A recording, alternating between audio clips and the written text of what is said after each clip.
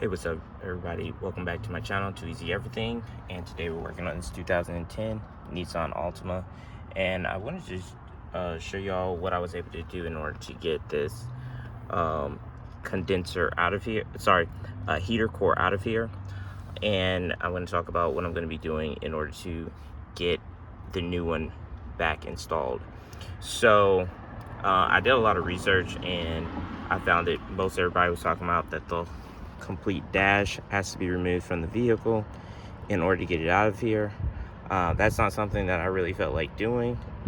Yeah, I didn't want to mess with that, and I've actually never removed a complete dash, and I didn't want to do it this time. So I was intent upon finding another way of getting the heater core taken out and back in. Now, there was some people that had mentioned that you can remove the heater core, but getting the new heater core back installed, that's where you're going to run into the issue, and where you have to take loose all this stuff in order to get the new one installed.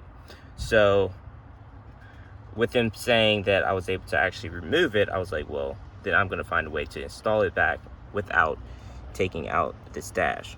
So in order to remove the heater core from here, what I did was I took where the aluminum hoses plug into the heater core. I actually just took a screwdriver and flared out the edges. I flared out the edges around the hose where they had it crimped in, and that allowed me to actually pull the hose out and get those out of the way. So I did that on the bottom hose and the top hose, and I was able to take a little pry bar like this and just gave it a little tug, and they popped right out. So once I had that out, I was able to actually move this hose. Okay, it's in the slot. All right, you can actually move that hose down. So I got that one out of the way, and then the one at the top, I just kind of took it and pushed it out of the way in a similar fashion, and the heater core was actually able to slide back out. So with that being done, my first thought process was, I'll just take my new heater core right here, and what I would do is loosen up the parts where it's clamped together, take the hose out, and just slide this new one in, and then I'll plug the new hose, the old hoses in there into my new condenser here, and then I would be able to actually just use the old hoses and plug them in. Now, the issue with that is, I don't know if it's going to show up on camera, but the hole is a little bit different, and here are the two O-rings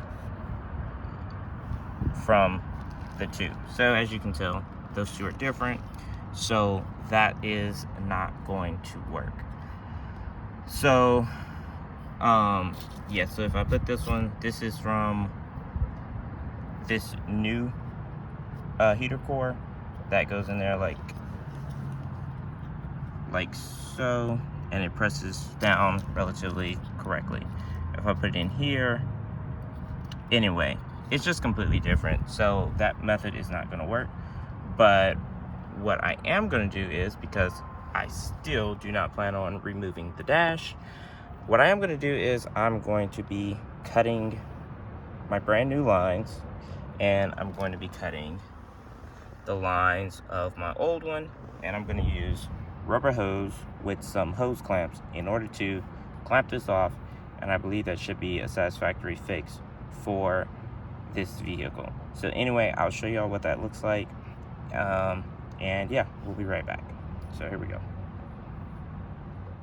All right, so I want to update y'all on where I'm at on here.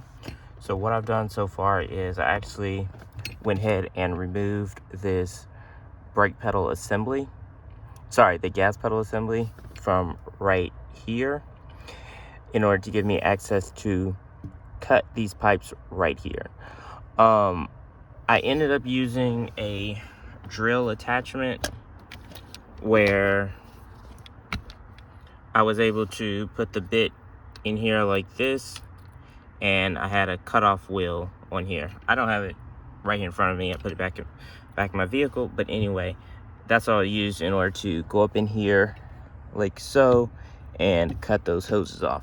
Otherwise, it's gonna be hard to cut those pipes off with any type of reciprocating saw or grinder or anything like that. With this brake pedal in the way, it's just gonna be hard to get in there. And like, I do have a grinder, and it's just not enough room to really cut those off where I needed them to. So the drill attachment with a grinding disc was what I needed to cut those pipes off. So once I had those pipes cut off at that location, and this is the new heater core, I first cut the ones on there, and then I use those pieces as reference in order to determine how much I wanted to cut off of here. So, and as you all had seen earlier, I had removed this pipe right here from here, but now I have that back installed. And I also went and picked up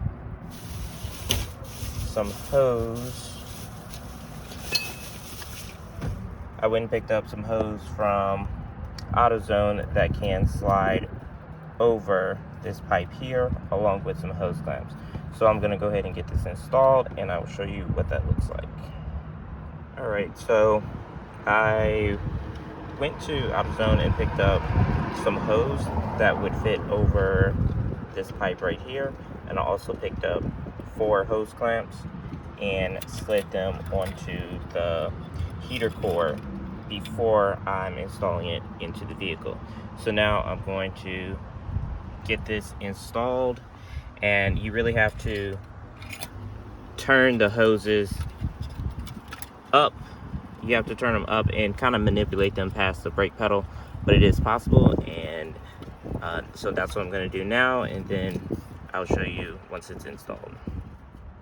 All right, so here we are with it installed. I have the hose clamps in place, the two hoses. So now I'm going to actually fill the system up and let the vehicle heat up to operating temperature. Make sure that everything is holding the pressure inside and not any type of drips. So now I'm just going to fill the system, like I said, and we're going to test it out, and I'll let y'all know if this is going to work out for this vehicle. Like I said, I believe this should be 100%. 100% for this. It's just hoses and clamps like anything else. So yeah, let me go ahead and get this started up, and then I'll make the final parts of this video. So I'll be right back. All right, so here we are. I've now tested the system. These hoses are actually hot. Well, I've actually turned off for a second, but anyway, tested the system. There's no type of leaks or anything like that. Ran the car for about 15 or so minutes. Heat was coming out of all the vents. Made sure the system was bled before I put everything back. Yeah, this looks like it's going to work out great.